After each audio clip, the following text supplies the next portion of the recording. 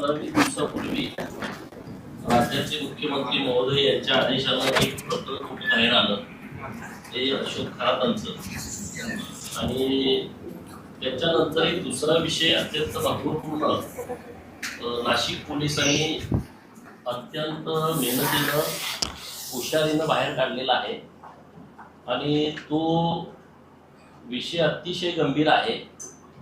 नाशिक पोलिसांचं मी मनपूर्वक अभिनंदन करेन, तिथल्या वरिष्ठ अधिकाऱ्यांचं अभिनंदन करेन, तिथल्या महिला अधिकारी ज्या आहेत त्यांनी यामध्ये खूप रिस्क घेऊन तपास केला आणि हा प्रकार सगळा पुढे आलेला आहे।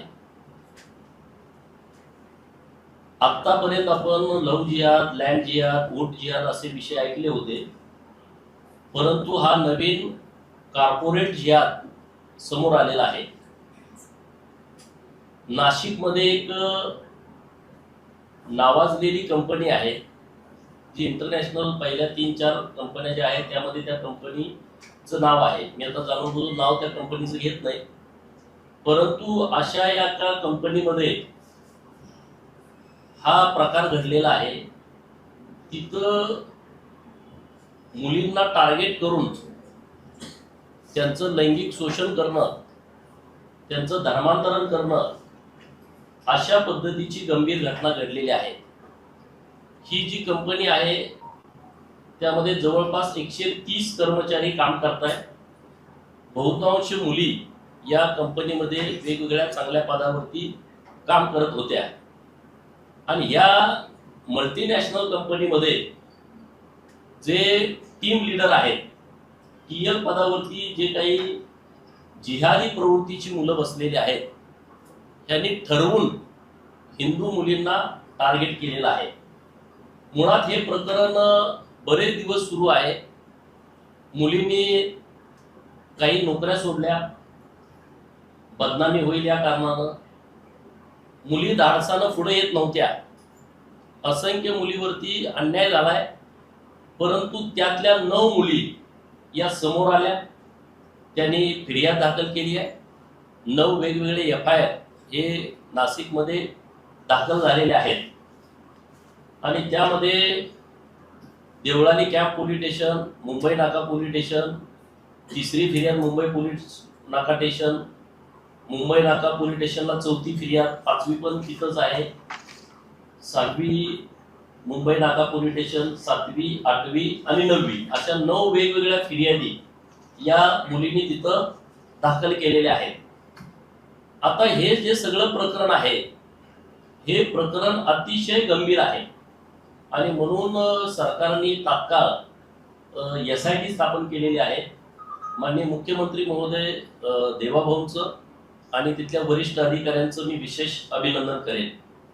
आता हे प्रकरण कसं घडलंय, कसं केलंय ह्या लोकांनी, हे जे टीम लीडर लोक आहेत त्यांना टास्क ठरवून दिलेला आहे आणि हे जे टीम लीडर आहेत मुलींची मुलाखत घेण्यापासून त्यांना नोकरीला कुणाला लावायचं, शिफारस कुणाची करायची, एकदा मुलगी नोकरीला लागली तर तिला माझ्यामुळे तुला नोकरी लागलेली आहे, त्या मुलींना परत कंपनीतून वेगवेगळे दबाव टाकून तुला कामावरून काढून टाकेल, तिला समजा सुट्टी पाहिजे तर सुट्टी द्यायची का न द्यायची, दिली तर मग मी तुला सुट्टी दिली, त्या मुलींना वीकेंडला फिरायला घेऊन जायचं, वेगवेगळ्या रिसॉर्टला घेऊन जायचं, आता इकडे इमॅजिका सारखा आहे त्या ठिकाणी घेऊन जायचं, असं ठरवून हे सगळं रेकॉर्डला आलेलं आहे। याच्या FIR सगळ्या झालेल्या आहेत।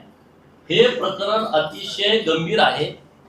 या प्रकरणामध्ये जे जिहादी प्रवृत्तीची मुलं आहेत त्या सगळ्यांनी, एक तर प्रसंग असा घडला, इमॅजिकाला सगळ्या मुलींना घेऊन जायचं याचं प्लॅन ठरलं, सर्व मुली तिकडे गेल्या नाहीत, चुकून एक हिंदू मुलगी इमॅजिकाला त्यांच्यासोबत गेली, त्या मुलीला त्यांनी बरोबर जाळ्यामध्ये ओढलं, 1, 2, 3 मुलांनी त्या मुलीवरती अत्याचार केला, तिचे व्हिडिओ तयार केले, व्हिडिओ व्हायरल करेन किंवा याच्याशी रिलेशन आहे ते तुझ्या घरी सांगेल म्हणून दुसऱ्याचं आणि पहिल्याचं रिलेशन आहे म्हणून तिसऱ्यानं असं त्या एका मुलीवरती 3घांनी अत्याचार केलाय।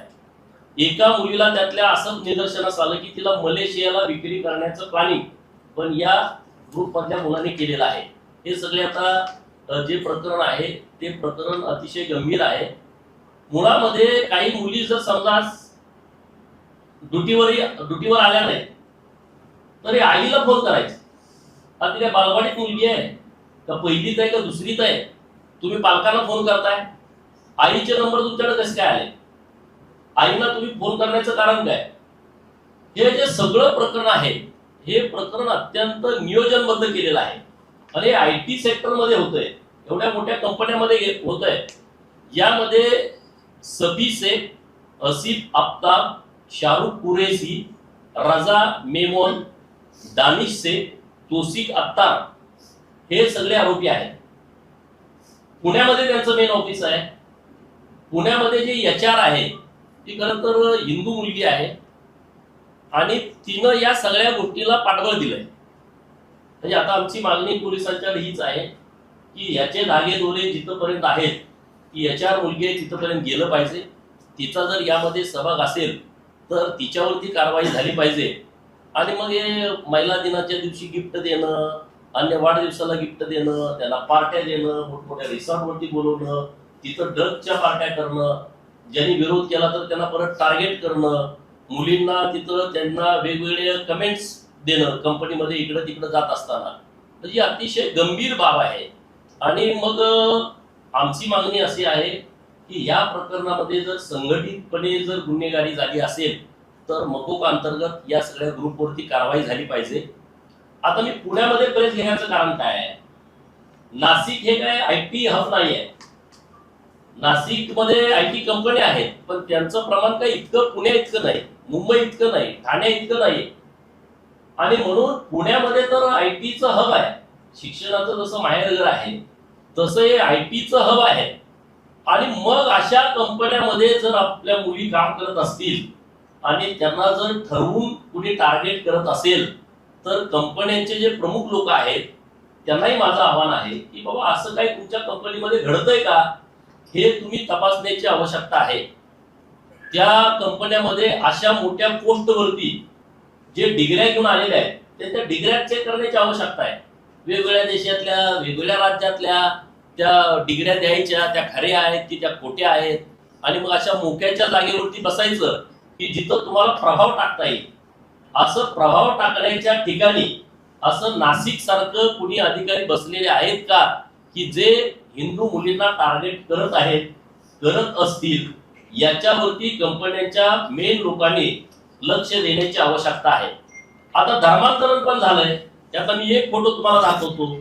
या कंपनीमध्ये पिवळा शर्ट घातलेला जो मुलगा आहे तो हिंदू मुलगा आहे आणि त्याचं धर्मांतरण केलंय. मी त्याच्या चेहऱ्यावरती आता म्हणजे आपलं पब्लिक मध्ये त्याचा फोटो जाऊ नये याच्यासाठी आम्ही चेहरा त्यांचा ब्लर केला आहे.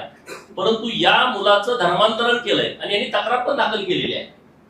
मी माननीय देवाभाऊंचं अभिनंदन करेन की आता आपल्या सरकारनं धर्मांतरणाच्या बाबतीमध्ये महाराष्ट्र धर्म स्वातंत्र्य नावाचा एक खूप चांगला कायदा आपल्या मागच्या अधिवेशनामध्ये पास केलेला आहे. आता या मुलानं तक्रार दिली की मला फसवून कशा पद्धतीनं धर्मांतरण केलंय. FIR कॉप्या जर आपण वाचल्या तर FIR कॉपीमध्ये देवा धर्मांना शिव्या देणं, म्हणजे देव कसे वाईट आहेत हे एकदा मुलगी संपर्कात आली तर कृष्णाच्या बाबतीमध्ये काय चुकीची स्टेटमेंट केली त्यांनी, द्रौपदीच्या बाबतीमध्ये चुकीची स्टेटमेंट केली, पांडवांच्या बाबतीमध्ये हे असं चालू होतं. जेव्हा आम्ही कधी भूमिका मांडतो तेव्हा लोक बघा अरे हे काय मताच्या राजकारणासाठी लोक बोलतात की काय, अशी परिस्थिती लोकांच्या समोर मांडली जाते. पण तशी परिस्थिती नाही. पुण्यामध्ये IT कंपन्यामध्ये जे मुलं काम करतायत, ज्या मुली काम करतायत त्या सर्व मुलींना माझं आव्हान आहे, विनंती आहे, त्यांचा एक भाऊ म्हणून माझी नम्रतेची विनंती आहे. आज या 9 मुली समोर आहेत, आणखी काही मुली दबावात आहेत, त्याची इमेज खराब होऊ नये, घरच्या लोकांना काय वाटेल. तर या सगळ्या बाबतीमध्ये तुम्ही सतर्कता बाळगण्याची आवश्यकता आहे. हे जे बॉस लोक आहेत, जे त्यांचे वरिष्ठ अधिकारी आहेत ते ह्या सगळं षडयंत्र करतायत आणि त्यांना जाळ्यात ओढून. आता ह्यातली तर मुलगी एक अशी आहे की ज्या मुलाबरोबर तिची ओळख झाली, जो दानिश शेख नावाचा जो मुलगा आहे तो तर लग्न झालेलं त्या मुलीला सांगितलं पण नाही आणि त्यानं त्या मुलीला पहिल्यांदा जबरदस्ती केली, त्या मुलीने विरोध केला, नाही मी तुझ्याशी लग्न करणार आहे अमुक तमुक, आणि परत 6 महिन्यानं त्याची बायको फोन करते की मला तुम्हाला भेटायचं आहे. म्हणजे कोण आहे तुम्ही, माझी तुमची ओळख नाही, मी दानिशची बायको आहे. आणि अरे हादरून तुम्ही हे सगळं प्रकरण अत्यंत वेल एज्युकेटेड मुली असणाऱ्या या मुलींच्या बाबतीमध्ये घडलंय. आणि नाशिक पोलिसांनी खरं तर इतकं अभिनंदनीय काम केलेलं आहे की त्या महिला जे अधिकारी आहेत तर वेषांतर करून या मुलींच्या सोबत बोलणं, त्यांच्याकडून माहिती काढणं, आणि त्यामधल्या बऱ्यापैकी मुलींनी आता तक्रार दिलेली आहे. तर आपल्या माध्यमातून अशा काही मुली असतील किंवा ज्यांना कोणी असं खोटं काम करून त्यांना अडकवलं असेल, त्यांच्यावरती अन्याय अत्याचार होत असेल आणि त्यांना कोणाला बोलता येत नसेल, तर त्यांनी पोलिसांनाही संपर्क साधला पाहिजे किंवा आमच्याशी संपर्क साधला तरी आम्ही त्यांना मदत करू, या दृष्टिकोनातून ही प्रेस घेतलेली आहे. पुण्यातल्या IT कंपनीतल्या किंवा मोठ्या ज्या मल्टीनॅशनल कंपन्या आहेत त्या कंपनीतल्या सगळ्या वरिष्ठ लोकांनी या सगळ्या विषयाकडे गांभीर्यानं लक्ष घालावं अशी मागणी आपल्या माध्यमातून त्या कंपन्यांच्या लोकांकडे आहे.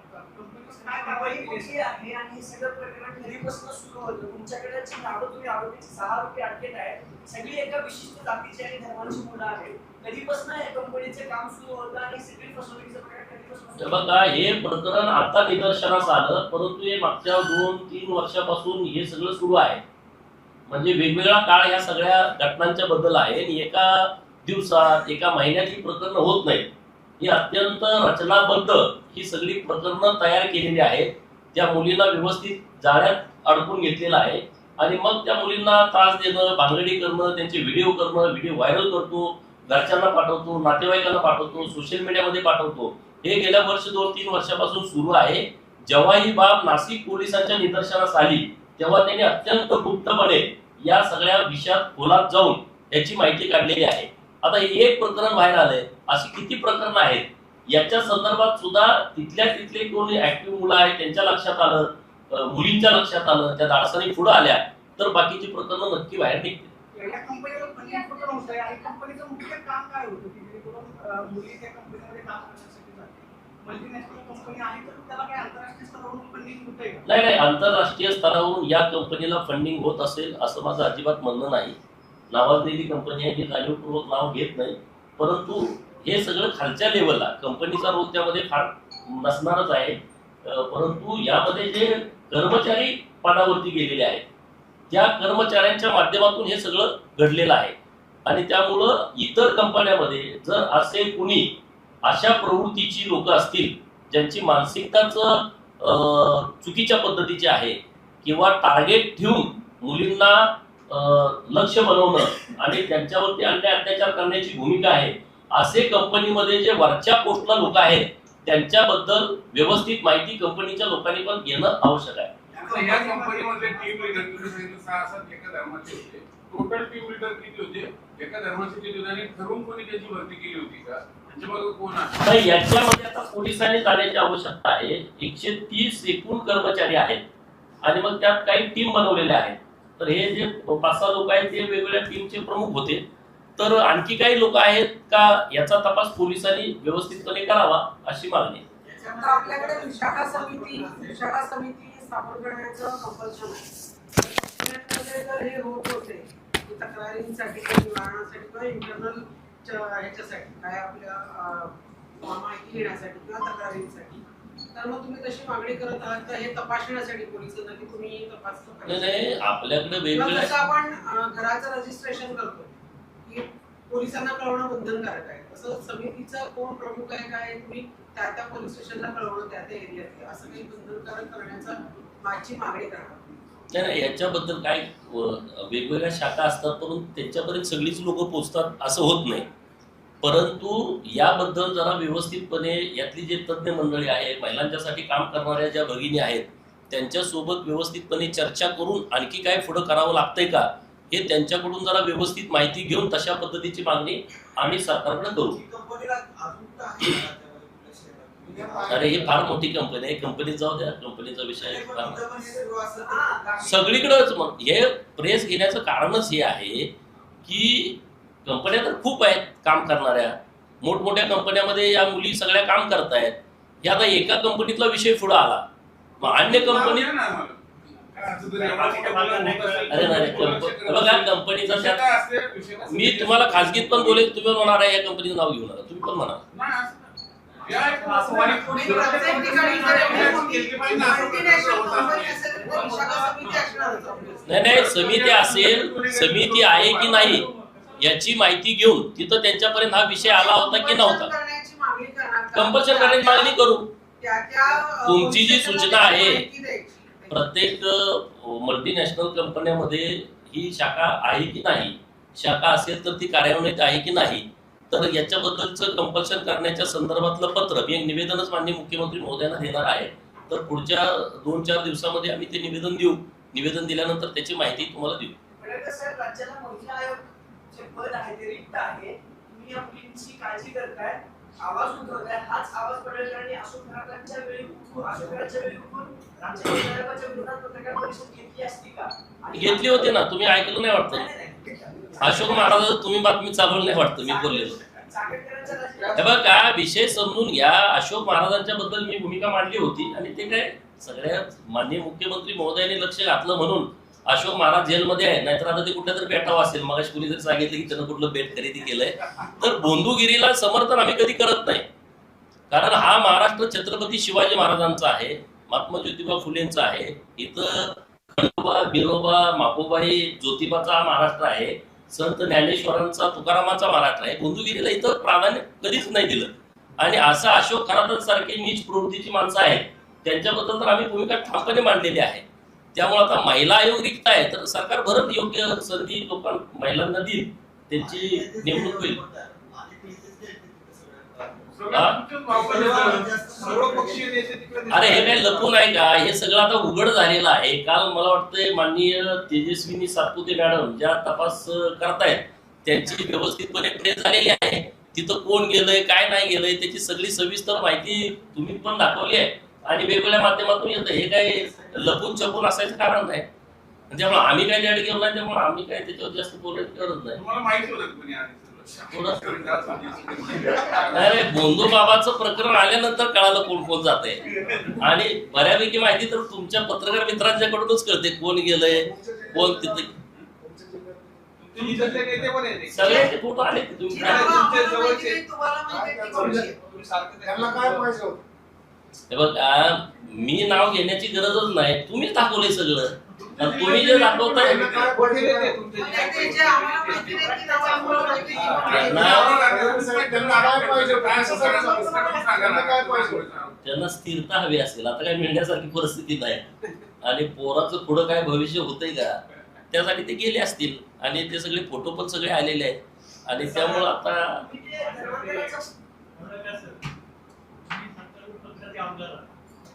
तुम्ही आम्हाला फक्त स्टोरी सांगितली आहे. तुम्ही कारवाई का करायला उतरत नाही त्या संदर्भात? कुठली? कायदेशीर कारवाई आणि ती कायदेशीर कारवाई फक्त ते आम्हाला सांगा की आपण असं सगळे कायदेशीर कारवाई पोलिसांनी केली आहे. पोलिसांची तुम्ही प्रेस ऐकली नसेल, आज प्रेस पण नाशिक पोलिसांची झालेली आहे.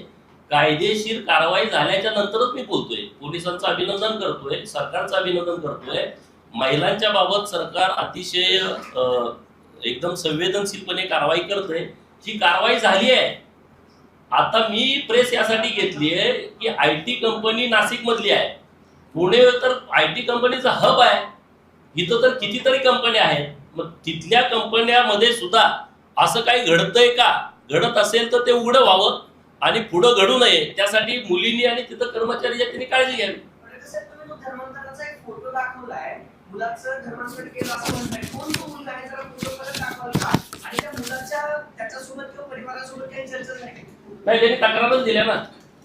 तुमची काही चर्चा झाली आहे का? FIR यांनी दाखल केलेल्या या मुलांनी, त्यामुळे याचं नाव सांगण्याची आवश्यकता मला वाटत नाही. परंतु यांनी FIR दाखल केल्याची माझ्याकडे कॉपी आहे. त्याच रॅकेटमध्ये आहे का? नाही नाही, त्याला तो कंपनीतला आहे, त्या कंपनीतला आहे. त्याचं धर्मांतरण केले. हे बघ टोपी बिपी दिसते ना, ब्लॅक टोपी आणि पिवळा शर्ट. ते नाशिक पोलिसांनी आता जी प्रेस घेतली आहे त्याच्यात त्यांनी सांगितलं की या प्रकरणात साधारण 20 ते 25 पीडितांची शक्यता आहे. असू शकते. SIT चे प्रमुख संदीप मिटके म्हणून नेमले. तुमचा त्यांच्या तपासावर विश्वास आहे? हे बघा, काल मी CP सरांशी बोललो, कर्णिक सरांशी, मी त्यांचं अभिनंदन पण केलेलं आहे. आता SIT ला कोण प्रमुख नेमलं हे मला माहीत नव्हतं, परंतु नाशिक पोलीस अत्यंत लक्षपूर्वक हे सगळं प्रकरण हाताळते आणि त्यामुळं पोलीस व्यवस्थितपणे मुळापर्यंत जातील आणि जे कोणी या दोषी आहे आणि ज्या मुलींच्या वरती अत्याचार झालाय, अन्याय झालाय, त्या सर्व मुलींना न्याय देण्याच्या भूमिकेत पोलीस आहे आणि त्यांना न्याय 100% देईल. धन्यवाद. बाकीचे प्रश्न आहेत का? बारामती निवडणूक आहे जाहीर झालेली आहे. महायुतीमध्ये खूप घटक आहात. काँग्रेसनं सुनेत्रा पवारांच्या विरोधामध्ये उमेदवार दिलेला आहे. बारामती निवडणूक परत बिनविरोध व्हायला हवी होती असं मला वाटतं. बघा, मला वाटणं हे काँग्रेसला वाटत नाही ना, महायुतीला तर वाटतच नाही ही निवडणूक बिनविरोध व्हावी. माजी मुख्यमंत्री महोदयांनी पण सर्वांना आवाहन केलेलं आहे. प्रदेशाचे अध्यक्ष राष्ट्रवादी काँग्रेस असेल किंवा भाजप असेल किंवा एकनाथ शिंदे साहेब स्वतः अर्ज भरायला गेले होते, त्यांनी सर्वांनीच आवाहन केले बिनविरोध व्हावं. शेवटी आता तो काँग्रेसचा विषय आहे, त्यांनी काय करायचं. नाही, पण पडळकर पण तिथून लढलेले आहेत ना. आता तो भूतकाळ आहे ना, आता काय बोलू नको. आता आज तुम्ही ते कोर्टाला मोर्चाला आले होते, काय झालं का तुमचा जो उद्देश होता? झालं ना, पोलिसांनी सर्व मागण्या मान्य केल्या. FIR दाखल करून घेतलेला आहे सासवड पोलिसांनी. दुसरा मुद्दा, घाटामध्ये CCTV बसवायचा निर्णय घेतलेला आहे. आहेत मला काय? नाही, ते काही आहेत, काही ठिकाणी, सर्व ठिकाणी नाहीत.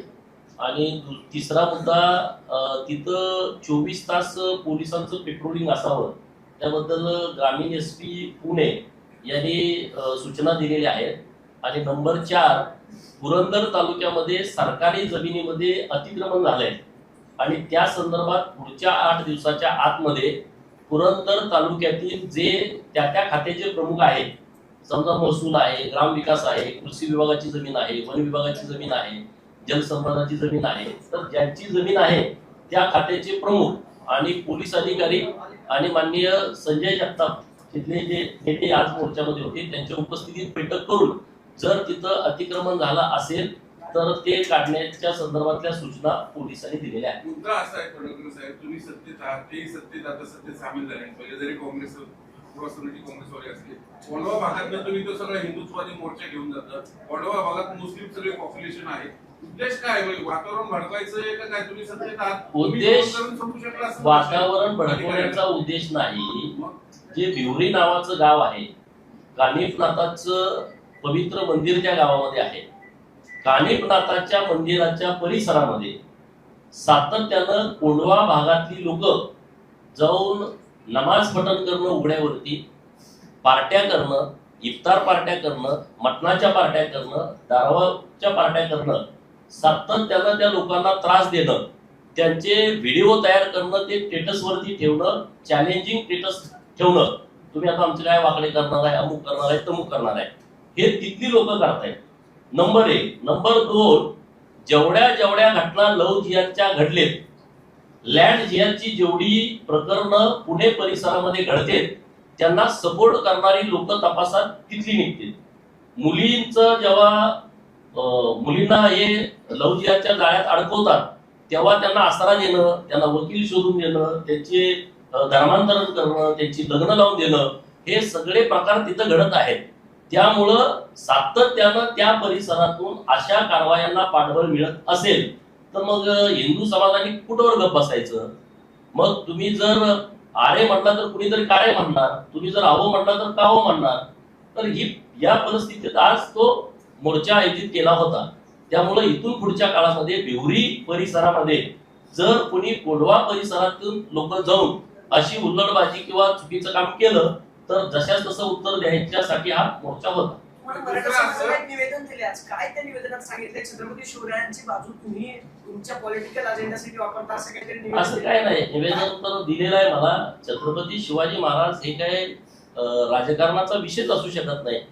छत्रपती शिवाजी महाराज हा अस्मितेचा विषय आहे, अभिमानाचा, स्वाभिमानाचा विषय आहे, ते आपले आदर्श आहेत. तो राजकारणाचा भाग होऊ शकत नाही. त्यामुळे कुणी निवेदन काय दिलं त्यामुळे ते काय राजकारणाचा भागच होऊ शकत. अंजनगावच्या केसमध्ये तुम्ही आक्रमक भूमिका घेतली होती. सगळे ते आरोपीला अटकले झाले, तो कारखाना सगळा सील केला, ते सगळं षडयंत्र समोर आलं. सुरुवात त्याची चिखल्या गावापासून झाली होती. तुम्ही अंजनगाव मध्ये ऍक्टिव्ह झालात.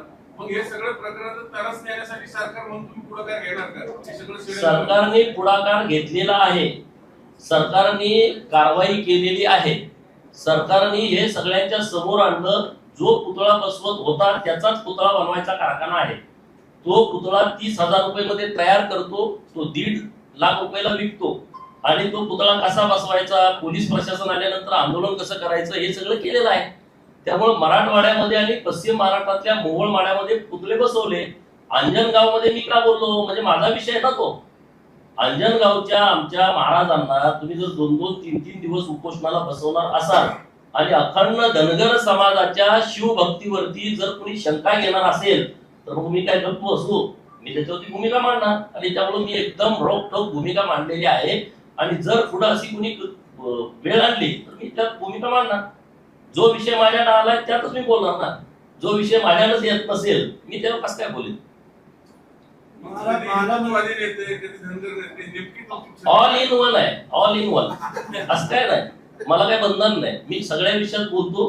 जो विषय माझ्याकडे येतो त्या विषयामध्ये मी आहे. जेव्हा हिंदूंचा विषय येईल तेव्हा मी हिंदू आहे, जेव्हा धनगरांचा विषय येईल तेव्हा मी धनगर आहे, जेव्हा ओबीसीचा विषय येईल तेव्हा मी ओबीसी आहे, जेव्हा वंचित लोकांचा विषय तेव्हा मी वंचित आहे. त्यामुळे मला काही असं बंधन नाही मी कुठला विषय घ्यावा, मला काही नियम अटी लागू नाही. सामान्य नागरिकांचे विषय घेणार का मध्यमवर्गीय म्हणून? LPG वेळेस सगळ्याच्याच घेतो. नाही दिसले महागाई, बेरोजगारी वाढली. मी 500 किलोमीटर रोज फिरतो, मला डिझेलचं कुठे समस्या आली नाही.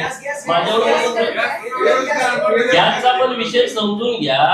गॅसच्या विषयामध्ये मुख्यमंत्री महोदयांनी आवाहन केलं, तुम्ही घाबरू नका.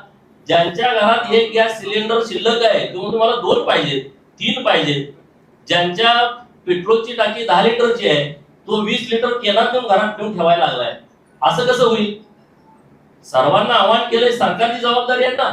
सरकार सक्षम कमका आहे ना की बाबा तुम्हाला गॅस नाही, आम्ही गॅस उपलब्ध करून देऊ.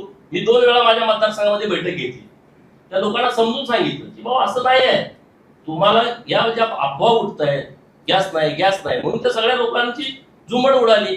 आता तर चिंता करू नका, आता सगळी व्यवस्थित गॅसच्या संदर्भामध्ये परिस्थिती केंद्र सरकारनं हाताळलेली आहे. त्यामुळं कुठल्या विषयावर खरोखर विषयात तर बोलू ना आम्ही, विषयच नाही. मग कोणीतरी अफवा उठवायची, कोणीतरी गॅस ते फोटो घ्यायचा आणि आंदोलन करायचं, त्याला काय होणार आहे? आता तुम्ही म्हणला मी ऑल इन वन आहे. आता या सगळ्या झेडपी पंचायत समितीमध्ये अनेक ओबीसीची जागा कुणबी दाखले देऊन खाल्ल्या गेल्या. साताऱ्याचं उदाहरण तुमच्या शेजारी आहे, नगरचं आहे, त्याच्यावर आवाज नाही उठवला. तुम्ही बघितलेलं नाही होते. मी त्याच्यावरती आवाज उठवला, माझी प्रेस पण झाली आणि मी पुराव्यानिशी तक्रार दाखल केली माननीय मुख्यमंत्री काय महोदय. होणार की नाही? 100% होणार. मी पुराव्यानिशी जिथं ओबीसी आहे आणि जे कुणबी नोंदी आहेत ओरिजिनल आहेत त्याबद्दल आमचा आक्षेप नाही. खाडाखोड करून चुकीचे दाखले काढून जात प्रमाणपत्र घेऊन ज्यांनी निवडणुका लढवले त्याच्याविरोधात भूमिका घेतली आणि मी असं पण ठाम मत मांडलं 99% बोगस दाखले आहेत, 99%. त्यामुळे असं काही विषय नाही आणि मी त्याचा पाठपुरावा करतोय स्वतः. बारामती पोटनिवडणुकीत तुम्ही निवडणूक पण लढवली, प्रचार करायला जाणार आहे का महायुतीच्या उमेदवार? आता मी निवडणूक अजितदादांच्या विरोधामध्ये लढवली होती 2019ची. आता दुर्दैवानं अजितदादाच नाही आणि आता मला तिकडे प्रचार जाण्याची काही आवश्यकता वाटत नाही. आमचे नेते देवाभाऊ तिथं जाणार आहेत. जर मला बोलत तर मी जायला काय अडचण नाही. मानणारा वर्ग आहे तिथं. हो, बारामध्ये पण मोठा समाज आहे. पंचायत निवडणूक तिथं जर होणार असेल, आता निवडणूक लागते का नाही थांबा तर उद्याचा दिवस. उद्या 9 तारीख आहे, अर्ज घ्यायची मुदत उद्या 3 वाजेपर्यंत माघारी घ्यायची मुदत आहे. नाही उद्या किती राहतील बघूया ना. 55 उमेदवार आहेत म्हणजे आता विड्रॉल होतील बरेच. पाठ पवारांनी जे विधान केलं त्याला तुमचं समर्थन आहे का? कुणाचं? पाठ पवारांनी जे विधान केलं की काँग्रेस संपेल अशा की त्यांना प्रश्न असा विचारला काँग्रेस उमेदवार देतात, तुम्ही ऐकलं असेल. हे बघा, काँग्रेस आता जे देशामध्ये इतकं वन साइड होतं आता ते हळूहळू खाली आलंय. त्यामुळे आता काही नवीन मी काय वादाचं बोलत नाही, परंतु आता परिस्थिती तशी आहे ना. तुम्ही आता बघताय आपल्या ह्याच्यामध्ये आता 12 जिल्हा परिषदच्या निवडणुका झाल्या, काँग्रेसचे सदस्य किती आहेत तुम्ही आकडा काढून बघा तर संख्या फार अशी कमी आहे. त्यावर काय जास्त आपण बोलावंच अशी परिस्थिती आता काँग्रेसची नाही. बारामती पोटनिवडणूक बारामतीची होते ते काँग्रेसनं उमेदवार विरोधात दिलाय म्हणून पार्थ पवार म्हणतात की काँग्रेसचा डाऊनफॉल चालू होईल. या मताशी तुम्ही सहमत आहे? पार्थ पवारांना विचारणा तुम्ही का स्टेटमेंट केलंय, पण मी काय सांगतोय की काँग्रेसची परिस्थिती पूर्वीसारखी राहिली नाही हे रिझल्ट मध्ये दिसतंय ना. आज तुम्ही 10 जागेवरती महाराष्ट्रामध्ये तुम्ही निवडून आलाय. 10 त्यांचे, 16 शरद पवारांचे आणि 20 ओबाडाचे. आता अख्ख्याचे मिळून 46 होते. किती होते? 10, 20, 30, 40 आणि 46. आता त्यामुळे आपण त्याच्यावरती काय बोलायची गरजच नाही ना. लोकांनी कृतीतच दाखवले ना.